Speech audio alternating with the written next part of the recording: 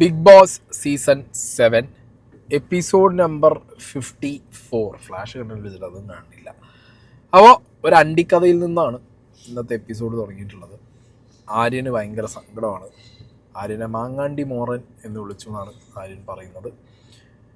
ഞാൻ ആലോചിക്കുന്നത്, ഈ ആര്യന് ഇത്രകാലം കേരളത്തിൽ നിന്നിട്ടും മാങ്ങയ്ക്ക് അണ്ടി ഉണ്ട് എന്നറിയില്ല. അത് ഇവൻ വിചാരിച്ച അണ്ടി എന്താണാവോ മാങ്ങയ്ക്ക്? കുറച്ച് ഓവറായിട്ട് തോന്നി എനിക്കതൊക്കെ. അങ്ങനെ ഒരാൾക്ക് അങ്ങോട്ട് മാങ്ങാണ്ടി മനസ്സിലാവാതിരിക്കുമോ? മാങ്ങാ ബോൺ എന്നൊക്കെ പറയുന്നുണ്ടായിരുന്നു അവിടെ നിന്നിട്ട്. ചില സമയത്ത് കൊടൂര ക്രിഞ്ചാണ് ഇവൻ, ചില സമയത്ത് ഭയങ്കര ഫണ്ണിയാണ്. ഓക്കെ, അപ്പം എന്താണെങ്കിലും ഇന്നത്തെ എപ്പിസോഡ് തുടങ്ങിയത് തന്നെ ഈ ഒരു മാങ്ങാണ്ടി കഥയിൽ നിന്നായിരുന്നു. മാങ്ങാണ്ടി കഥയിൽ നിന്ന് തുടങ്ങിയ പരിപാടി പിന്നെ ചെറുതായിട്ടൊന്ന് അവിടെ അടുക്കളയുടെ പരിസരത്ത് കൂടി ഒരു റൗണ്ട് പോയി. നെവിൻ്റെ പഞ്ചസാര വിഷയമായിട്ട് അത് ഉള്ളതാണല്ലോ. അടുക്കള, നെവിൻ, ബിന്നി അങ്ങനെ ബാക്കി ടീമുകളൊക്കെ അടുക്കളയിൽ കയറി കഴിഞ്ഞാൽ മാത്രം ചാർജ് ആവുന്ന ആളുകളാണ്. അങ്ങനെ നെവിൻ അവിടുത്തെ ആസ്ഥാന കള്ളനുമാണ്. ഇവൻ എന്തും ചെയ്യാന്നുള്ള ബിഗ് ബോസിൻ്റെ ലൈസൻസ് ഉള്ളതുകൊണ്ട് അവനങ്ങനെയാണ്. ആര്യൻ ലാസ്റ്റ് പഞ്ചസാര എടുത്ത് കൊടുത്തിട്ട് അത് ആ വഴിക്ക് പോയി. പിന്നെയാണ് ഷാനവാസും ബിന്നിയും തമ്മിലുള്ള ഫൈറ്റ് കാണുന്നത്. ബിന്നീൻ്റെ കയ്യിൽ നിന്ന് പോയി ലിറ്ററലി പോയതാണ് ബിന്നീൻ്റെ കയ്യിൽ. ബിന്നി അതിനിടയിൽ വീട്ടുകാരെ പറയുന്നു, ബിന്നി ചൂടാവുന്നു. ബിന്നിക്ക് എന്താ പറയുക, അധികാരം കിട്ടിയപ്പോൾ അങ്ങോട്ട് എന്നാൽ ഞാൻ കെട്ടിലമ്മയാണ് എന്നുള്ളൊരു വിചാരത്തേക്കാണ് ബിന്നിയുടെ പോക്ക്. ഷാനവാസ് പറഞ്ഞ കാര്യങ്ങളൊക്കെ വളരെ കൃത്യമാണ്. ലൈവ് കണ്ടവർക്ക് അറിയാം. ഷാനവാസ് അത്യാവശ്യം പണിയൊക്കെ എടുത്തിട്ടാണ് പോയത്. ബിന്നി അതേപോലെ കഴിഞ്ഞ എപ്പിസോഡ് കണ്ടവർക്കറിയാം, ബിന്നി പറയുന്നുണ്ടായിരുന്നു പണിയെടുത്തവർക്ക് ഇവിടെ ഫുഡ് പണിയെടുത്തവർക്ക് കൊടുക്കും എന്നൊക്കെ. ആ ഒരു ഡയലോഗ് എന്ന് പറഞ്ഞിട്ടില്ലെങ്കിലും ഷാനവാസ് പണിയെടുക്കാതെ എന്തിനാണ് കഴിക്കുന്നത്? എടുത്തു വെച്ചിട്ടുണ്ട് ഫുഡ് എന്താണെങ്കിലും. പിന്നെ എടുത്തു വെക്കാതിരുന്നിട്ടൊന്നുമില്ല. ബട്ട് സ്റ്റിൽ ഈ ഫുഡ് കഴിക്കുമ്പോൾ, ഫുഡ് കൊടുക്കുമ്പോൾ ഈ സീസണിലെ മാത്രം ഒരു ഐറ്റമാണ് ഈ ചൊറിച്ചിൽ ഞാൻ കണ്ടത്. അതെന്താ ഇങ്ങനെയെന്നുള്ളത്. ഇവർക്ക് ഇപ്പോൾ മര്യാദയ്ക്ക് റേഷൻ കിട്ടുന്നുണ്ട്, എന്നിട്ട് പോലും ചുമ്മാ കടന്നിട്ട് അലമ്പിച്ച് ഫുഡിൻ്റെ പേരിൽ വീട്ടുകാരെ പറയുക, വീട്ടിലുള്ളവരെ പറയുക. ഇതിങ്ങനെ ലൂപ്പ് സെറ്റ് ചെയ്തിരിക്കുകയാണ് അവിടെ. അതിങ്ങനെ കറങ്ങിത്തിരിഞ്ഞ് അതിൻ്റെ ഉള്ളിൽ കൂടി ഇങ്ങനെ പോയി കളിക്കും. അപ്പോൾ എന്താണെങ്കിലും ബിന്നി ഷാനവാസും ഉള്ളൊരു ഐറ്റം ഇങ്ങനെ കുറച്ചധികം നേരം അത് എപ്പിസോഡിലുണ്ടായിരുന്നു. അത്ര നേരം കാണിക്കാനുള്ളൊരു കോണ്ടൻറ്റ് ഉണ്ടോയെന്ന് ചോദിച്ചു കഴിഞ്ഞാൽ ഇല്ലാതെ ഞാൻ പറയുള്ളൂ. അത് ഓക്കെ, അതൊരു യൂഷ്വൽ സാധനമാണ്. അതുകൊണ്ട് അത് കുറച്ചധികം കാണിക്കേണ്ടിയിരുന്നില്ല എന്ന് ഞാൻ പറയുള്ളൂ. ബിക്കോസ് ആദില വേഴ്സസ് അനീഷ് കുറച്ചും കൂടി ഗ്രാവിറ്റി ഉള്ളൊരു വിഷയമാണ്. അത് കുറച്ചധികം കാണിച്ചിരുന്നെങ്കിൽ it would have been better. Live കണ്ടവർക്ക് അറിയാം, അത് കുറേ അധിക നേരം നടന്നൊരു വിഷയമാണ്. മാത്രമല്ല ഇതിൽ വീട്ടുകാർ പല സമയങ്ങളിലായിട്ട് അനീഷിനോട് പറയുന്നുണ്ടായിരുന്നു, മോനെ അനീഷേ, നീ ചെയ്തത് വളരെ മോശം കാര്യമാണ്. നീ ചുമ്മാ വെറുതെ കയറി ചെയ്തിട്ട് ഒരാളെ പ്രൊവോക്ക് ചെയ്യുന്ന രീതിയിൽ ഇങ്ങനെ പറഞ്ഞുകൊണ്ടിരിക്കുന്നത് അത്ര നല്ല കാര്യമൊന്നും അല്ല എന്നുള്ളത്. ഈ അനീഷ് ബിഗ് ബോസിനെ തന്നെ വെറുപ്പിക്കാറുണ്ട്. ഇങ്ങനെ പറഞ്ഞിട്ട് പല ടൈമിലായിട്ട് പല ടാസ്ക് കൊടുക്കുമ്പോഴും പല രീതിയിലും ഇയാളുടെ ഈ ഇറിറ്റേഷൻ ബിഗ് ബോസ് തന്നെ സഹിച്ച് അങ്ങനെ പോണൊരു പോക്കാണ് ഈ സീസൺ നമ്മൾ കണ്ടത്. ഇന്ന് ആദില ഒരു എന്താ പറയുക, ഈവിൾ ഫേസ് അല്ലെങ്കിൽ ഒരു നെഗ് ഫേസിലേക്ക് മാറിയിട്ടുണ്ടെങ്കിൽ അത് കൃത്യമായിട്ട് അനീഷിന് മനസ്സിലായിട്ടുണ്ട്. അതുകൊണ്ടാണ് അനീഷ് തുരത്തി ആദിലേൻ്റെ പിന്നാലെ പോകുന്നത്. കാരണം എത്ര പ്രൊവോക്ക് ചെയ്യുന്നു അത്ര ഇരട്ടി റിപ്ലൈ ആദിലയുടെ ഭാഗത്തുനിന്ന് അനീഷിന് കിട്ടുമ്പോൾ കാണുന്ന പ്രേക്ഷകർക്ക് ആ ഒരു സെൻറ്റിമെൻറ്റ്സ് കിട്ടും. അപ്പം അങ്ങനെയാണല്ലോ മലയാളി സീരിയൽ ഓഡിയൻസിന് എപ്പോഴും ഒരാണിനെ, ഒരു പെണ്ണ് ഇത്ര എന്ത് വൃത്തികെട്ട പെണ്ണാവള്, ഇവളെ അനീഷ് എന്തിനാ പറയുന്നത്, ആ പാവം ഒക്കെ കേട്ടിരിക്കുന്നത് കണ്ടില്ല, അയ്യോ എന്തൊരു പാവം അനീഷ്. ഈ സാധനമാണ് അവിടെ വർക്കൗട്ട് ആവുന്ന ഒരു ഐറ്റം. ഞാൻ കഴിഞ്ഞൊരു വീഡിയോയിൽ, ഇപ്പോൾ ലാസ്റ്റ് വീഡിയോയിൽ ഞാൻ പറഞ്ഞത് അതാണ്. കഴിഞ്ഞ വർഷം സെയിം പാറ്റേൺ ആയിരുന്നു. ചൊറിയായിരുന്നു ജാസ്മിനെ പോയിട്ട് ജിൻഡോൻ്റെ മെയിൻ പരിപാടി. എന്നിട്ട് ജാസ്മിൻ ചൂടാകുമ്പോൾ ആ സാധനം പുറത്തു വരും. ജിൻഡോ ചൊറിഞ്ഞത് മറ്റേ കാണൂല്ല. മനസ്സിലായി? ഈ ഐറ്റം വർക്കൗട്ടായിട്ടാണ് ഹെയ്റ്റ് കയറി പോവുക. ഇവിടെ ആദിലേൻ്റെ ഇന്നത്തെ വിഷയത്തിലും അതാ ഉണ്ടായേ. ആദില എവിടെയും പറഞ്ഞിട്ടില്ല പണിയെടുക്കില്ല എന്നുള്ളത്. ഇയാളെ ഇപ്പം നമ്മളൊരു സ്ഥലത്തിരിക്കുകയാണ്, നമ്മളോട് ആരെങ്കിലും വന്നിട്ട് എന്ന് പറഞ്ഞാൽ നമ്മളെന്താ പറയുക? അപ്പോൾ അതിൻ്റെ മോനെ എടുത്ത് ചെയ്യാൻ നോക്കില്ല എന്നല്ലേ പറയുള്ളൂ. അങ്ങനെ പറയൂ ആരാണെന്നുണ്ടെങ്കിലും. ഭ്രാന്ത് പിടിക്കില്ല ഒരാൾക്ക്. അജാതി എന്താ പറയുക, ഇറിറ്റേഷനാണ് അനീഷ് എന്ന് വെച്ചിട്ടുള്ളത്. അത് ബാക്കിയുള്ള ഇൻമേറ്റ്സിനും മനസ്സിലായി. അനീഷും പിന്നെ അത് മനസ്സിലാക്കേണ്ട കാര്യമൊന്നുമില്ല. അപ്പോൾ അനീഷിന് ഇന്നൊരു ഹെവി കണ്ടൻറ്റാണ് കിട്ടിയിട്ടുള്ളത്. ഇത്ര ദിവസം ഷാനവാസിൻ്റെ ചിറകിനടിയിൽ 1.5 ആഴ്ച ഇരുന്ന അനീഷ് ഇന്ന് ഷാനവാസിൻ്റെ ചിറകൊരു തടവറയാണെന്ന് മനസ്സിലാക്കുന്നതൊക്കെ നമ്മൾ ലേറ്റർ ഓൺ എപ്പിസോഡിൽ കണ്ടിട്ടുണ്ടായിരുന്നു. അപ്പം അങ്ങനെ അവിടെ നിന്ന് കൊടൂരമായ തല്ലും അടിയും ഫൈറ്റുമാണ് ഉണ്ടായത്. ഈ കത്തിക്കുത്തും വെടിവെപ്പും ഇടിയൊന്നും അല്ലെങ്കിലും വെള്ളം മേത്തേക്ക് തെറിപ്പിക്കലും ക്യാമറയ്ക്ക് തെറിപ്പിക്കലും അനീഷ് അവിടെ നിൽക്കുക. അനീഷ് വാങ്ങുകയാണ്, നിന്ന് വാങ്ങുകയാണ്.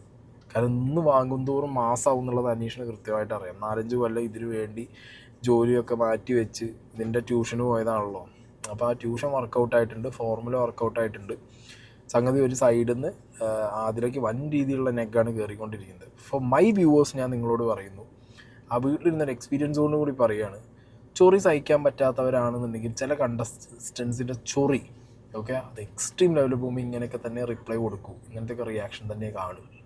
മനസ്സിലായോ? പിന്നെ അതുപോലെ ഈ ഒരു പെർട്ടിക്കുലർ സിനാരിയോയിൽ ആ ഒരു കാര്യം പറയാം. ആദിലെ നെക്ക് ഫേസ് പോകുമ്പോൾ അത് ഭയങ്കരമായിട്ട് ട്രാക്ഷൻ കൂട്ടുന്നൊരു ഓഡിയൻസ് ഇതിനകത്തുണ്ട്. മനസ്സിലായില്ലേ? അതായത് അയ്യോ ആ പെണ്ണെന്താ ഇങ്ങനെ, ആ പെണ്ണെന്താ അങ്ങനെ, ആ ആണെന്താ അങ്ങനെയെന്ന് ആരും ചോദിക്കില്ല. മനസ്സിലായില്ല? ഇപ്പോൾ ബോട്ടിൽ ടാസ്ക് വേണമെന്നു അനീഷിൻ്റെ ആ ഒരു വയലൻ്റ് എക്സ്ട്രീം ഫേസ് നമ്മൾ കണ്ടു. അനീഷ് ഭയങ്കര ഫിസിക്കലാവും. ഇന്നിപ്പോൾ മറ്റേ മൈജി ടാസ്കിൻ്റെ ഇടയിൽ നിങ്ങൾ നോക്കിയാൽ മതി, സംഗതി എല്ലാവരും ഓടിപ്പോയി നിൽക്കുന്നുണ്ട്. ജിഷിനും പോയി നിന്നു, അനീഷും പോയി നിന്നു. അനീഷ് വീണു നിലത്ത്, പക്ഷെ അനീഷ് മേത്തിക്ക് എടുക്കുന്നുണ്ട്, ഭയങ്കരമായിട്ട് മേത്തിക്ക് എടുത്ത് കൊതറി മേത്തിക്ക് എടുത്തിട്ട് ഇങ്ങോട്ട് അങ്ങനെ ഒരു സാധനം അനീഷിനുണ്ട്. ഓക്കെ, ഇനിയിപ്പോൾ ഇത് ആദിലും അനീഷും തമ്മിലുള്ള ഈ സാധനം മുന്നോട്ട് കുറേ അങ്ങോട്ട് പോയാൽ ചിലപ്പോൾ പറയാൻ പറ്റില്ല, അനീഷ് ചിലപ്പോൾ ആദിലിനെ പിടിച്ചടിക്കും. കയ്യിൽ നിന്ന് പോയാൽ പിന്നെ, കാരണം ഇന്നലെ നമ്മൾ കയ്യിൽ നിന്ന് പോയത് കണ്ടതാണ്, ആകെ മൊത്തം വലിച്ചെറിഞ്ഞ് ചവിട്ടിപ്പൊളിച്ച്. ഈ അനീഷ് അടിമകൾക്ക് അന്നൊന്നും പറയാനുണ്ടായിരുന്നില്ല. ഞാൻ അങ്ങനെ തന്നെ പറയും, അനീഷ് അടിമകൾ. കമൻറ്റ് ബോക്സിൽ നോക്കുമ്പോൾ കുറേ എണ്ണങ്ങളുണ്ട് അങ്ങനെ. നിങ്ങൾ അനീഷ് ഒരു കോമണറാണ്, ബി ആർ ഇല്ല എന്നൊന്നും അനീഷിന് നിങ്ങൾ വിചാരിക്കേണ്ട. Aneesh have a proper B R ഉണ്ട്. അടിമകളാണ് കുറേ ആൾക്കാർ. അതും കഴിഞ്ഞ കുറേ വർഷങ്ങളിൽ നിന്ന് ക്യാരി ഫോർവേഡ് ചെയ്ത് വന്നൊരു ഐറ്റമാണ്. അനീഷ് ഒരു 1-2 ആഴ്ചയും കൂടി ഇതേപോലെ ഈ പി ആർ സാധനങ്ങളൊക്കെ വെച്ച് കുറച്ച് ഈ പറഞ്ഞ കണ്ടൻറ്റുകളൊക്കെ കിട്ടിപ്പോവുകയാണെന്നുണ്ടെങ്കിൽ അനീഷിന് വേണ്ടി ചിലപ്പോൾ ബോച്ച വരെ വി ആർ വർക്കിന് ഇറങ്ങിയെന്ന് വരും. മനസ്സിലായോ? തൃശ്ശൂരിൻ്റെ മുത്താണല്ലോ അനീഷ് ഇനി മുതൽ. അപ്പോൾ പിന്നെ ബോച്ച വരെ ഇറങ്ങാനുള്ള ചാൻസ് ഞാൻ കാണുന്നുണ്ട്. തൃശ്ശൂരിലെ വൻമരം സുരേഷ് ഗോപി വീണു, ഇനി ആര്? അനീഷ്. ആ രീതിയിലൊക്കെ ചിലപ്പോൾ കാര്യങ്ങൾ ഇവർ മാറ്റി മറിച്ച് കളയും. അമ്മാതിരി അടിമകൾ അനീഷിനുണ്ട്. പറയേണ്ട കാര്യങ്ങൾ കൃത്യമായിട്ട് പറയണമല്ലോ. ഇന്ന് അനീഷ് കാണിച്ചത് എന്ന് പറഞ്ഞു കഴിഞ്ഞാൽ ഗെയിമാണ്, പ്രൊവോക്കിംഗ് ഗെയിമാണ്, പക്ഷേ ഇത് തേർഡ് റേറ്റ് ഗെയിമാണ്. മനസ്സിലായോ? വൃത്തികെട്ട ഗെയിമാണ് ആ സാധനം. ആരും ഇങ്ങനെ പോയിട്ട് ചൊറിഞ്ഞ് ബുള്ളി ചെയ്യാൻ പാടില്ല. ഇത് ബുള്ളിങ് ആണ്, ഹറാസ്മെൻ്റ് ആണ്, ബുള്ളിങ് ആണ് ഈ സാധനം. അതൊരു ലിമിറ്റ് വിട്ടു പോയി കഴിഞ്ഞാൽ ആ വീട്ടിൽ ആദില മാത്രമേ അതിന് എന്ത് ചെയ്യുന്നുള്ളൂ, അതിന് ഈ തിരിച്ചു കൊടുക്കുന്നുള്ളൂ. ബാക്കിയുള്ളവരൊക്കെ ഇഗ്നോർ മൂഡിലാണ്. ഞാൻ നേരത്തെ പറഞ്ഞ പോലെ കുറേ ആൾക്കാർ ആ വീട്ടിൽ നിന്ന് പുറത്തിറങ്ങിയവരും ഇതിനകത്ത് കയറി പുറത്തിറങ്ങിയ ഗസ്റ്റുകളാണെന്നുണ്ടെങ്കിലൊക്കെ അനീഷിൻ്റെ ഈ ഒരു ചൊറി ഫേസ് കണ്ടിട്ട് അവരെ ഞാൻ സംസാരിക്കാൻ പറയുന്നുണ്ട്, എങ്ങനെ സഹിക്കുന്നുണ്ട് ഇവനെ, ബിഗ് ബോസ് തന്നെ സഹിച്ചുകൊണ്ടിരിക്കുക എന്നുള്ളതാണ് പറയുന്നത്. അത്രയും ഒരു ചെങ്ങായിയാണത്. അപ്പോൾ എന്താണെങ്കിലും ഒരു സൈഡിൽ കൂടി അതൊക്കെ ഇങ്ങനെ പോയി.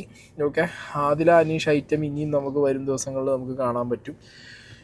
ഇനി ലാലേട്ടൻ എങ്ങാണ്ട് വന്നിട്ട് ആദിലയാണ് ഈ അനീഷിൻ്റെ കോയിൻ എടുത്തതെന്നുള്ളത് വിഷ്വൽസ് അടക്കം വെച്ച് കാണിച്ചാണ്ടല്ലോ, തീരുമാനമായി. അടുത്തൊരാഴ്ച ആ വീട് കത്താനുള്ള എല്ലാ ഐറ്റവും അതിനകത്തുണ്ടാവും. ആദിലേൻ്റെ കയ്യിലാണ് ആ കോയിൻ എന്നുള്ളത് അറിഞ്ഞു കഴിഞ്ഞാൽ അനീഷ് വിറയ്ക്കും. അനീഷ് ഇന്ന് തന്നെ ആ കോയിന് വേണ്ടിയിട്ട് അവിടെ പോയി ഇരുന്നിട്ട് കൺഫെഷൻ റൂമിൻ്റെ മുന്നിലെ ക്യാമറയിൽ പോയി ഇരുന്നിട്ട് എന്തൊക്കെയോ വിളിച്ച് പറഞ്ഞുകൊണ്ടിരിക്കുന്നുണ്ട്. അത് പറയുന്ന കൂട്ടത്തിലാണ് ഷാനവാസ് അനീഷിനോട് കളിക്കുന്ന ഗെയിമാണ് ശരിക്കും അനീഷിനോട് കളിക്കേണ്ടത്.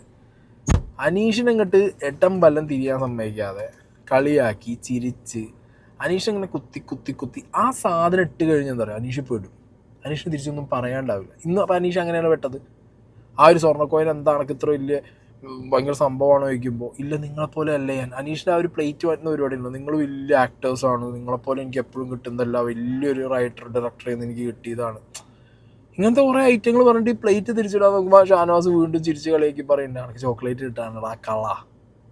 പിന്നെ ഈ ഷെഡി വെച്ച ബാഗിനകത്താണ് ആ കള്ള ഇത് ഒളിപ്പിച്ചെന്ന് നോക്കുമ്പോൾ ഒന്നും അനീഷിനൊന്നും പറയാനില്ല. അവിടുന്ന് സ്കൂട്ടാവാനുണ്ടായത് ജിഷിനും അനീഷും കൂടി ശരിക്കും തേച്ച് വിട്ട അനീഷിനെ.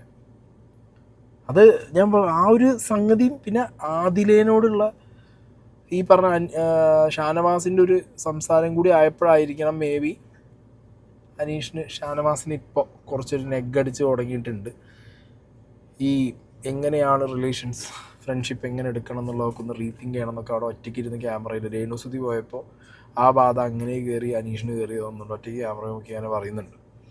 പിന്നെ അന്നത്തെ ഇമ്മ്യൂണിറ്റി ടാസ്കിൻ്റെ കഥം കുതയായ ആ മൂന്നാമത്തെ ടാസ്ക്, അതായത് 2 ടാസ്ക് 2 ദിവസമായിട്ട് കളിച്ചപ്പോഴത്തേക്ക് ഒരേ ടാസ്കിൻ്റെ 2 ഫേസും കൂടി ഇവന്മാർ പൊളിച്ച് കൈ കൊടുത്തല്ലോ. ബിഗ് ബോസ് എന്നെ പച്ചയ്ക്ക് പറയുന്നുണ്ട്, നിങ്ങളെ കൊണ്ടൊന്നും നടക്കാത്തതുകൊണ്ട് മക്കളെ ഞാൻ പുതിയൊരു സാധനം നിങ്ങൾക്ക് കൊണ്ടുവന്ന് നിൽക്കുകയെന്ന് പറഞ്ഞിട്ട് ഇമ്മ്യൂണിറ്റി ബോട്ടിൽ നടുവിൽ വെച്ച് ബാക്കിയുള്ളവരെ ചുറ്റും കൊണ്ടുപോയി ഇരുത്തി. ഇതിൻ്റെ ഫസ്റ്റ് സ്റ്റേജിൽ തന്നെ ഒരു കാര്യം ഉറപ്പാണ്, ആര്യനടക്കം സാബുമാനടക്കം കുറേ ആളുകൾക്ക് വളരെ കൃത്യമായിട്ട് അവരുടെ ബ്ലൈൻഡ് ഫോൾസിൻ്റെ ഇടയിൽ കൂടി കാണാമായിരുന്നു.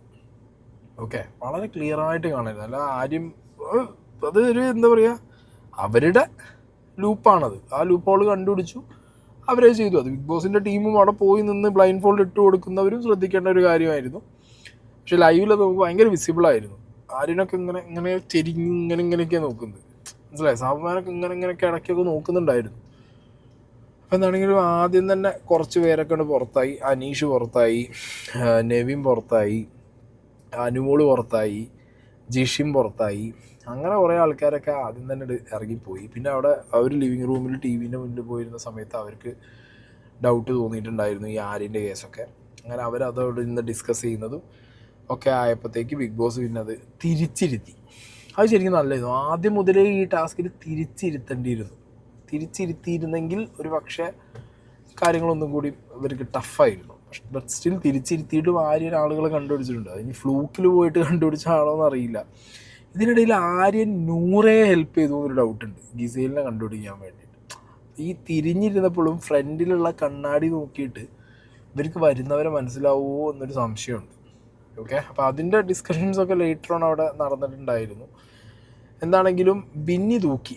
ആ ടാസ്ക് ബിന്നിയാണ് കൊണ്ടുപോയത്. അക്ബർ പിന്നെ അവിടെ ഇരുന്നിട്ട് ബിന്നി കണ്ണ് ചിമ്മിയില്ല എന്നൊക്കെ പറഞ്ഞിട്ടുള്ള കുറേ സാധനങ്ങളൊക്കെ ഉണ്ടായിരുന്നു. ബട്ട് അക്ബർ അത് തോറ്റു. ഇനിയിപ്പോൾ അത് അക്ബറിനോട് വാദിച്ച് നിൽക്കാനോ പറഞ്ഞു നിൽക്കാനൊന്നും പറ്റില്ല, സാധനം പൊട്ടി.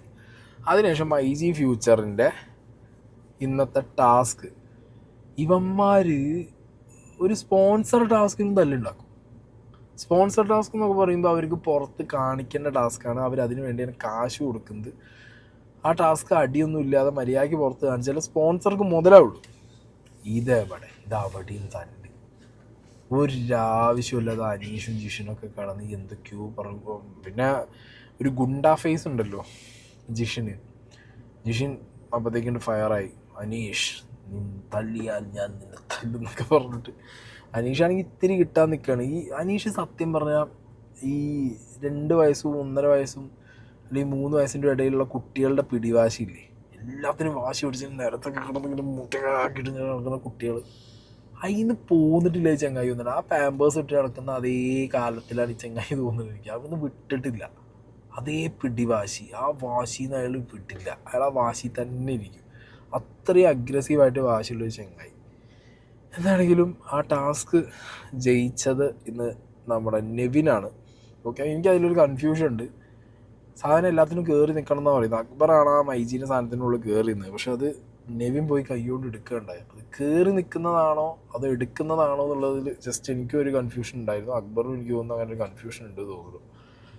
ദെൻ ലേറ്റർ ഓൺ നൈറ്റ് ആയപ്പോൾ ലക്ഷ്മിക്ക് ശബ്ദം കേൾക്കാൻ വയ്യാതെ റൂമിൽ നിന്ന് ഇറങ്ങിപ്പോയി. ലക്ഷ്മി എങ്ങനെയാണ് രാവിലെ ഒരു 50 മീറ്റർ ഡിസ്റ്റൻസാണ് എല്ലാവരോടും വിടാറ്. രാത്രിയാകുമ്പോൾ ഒരു സ്കെയിൽ വെച്ച് അളന്നിട്ട് ഒരു 200-300 മീറ്ററൊക്കെ വിടും.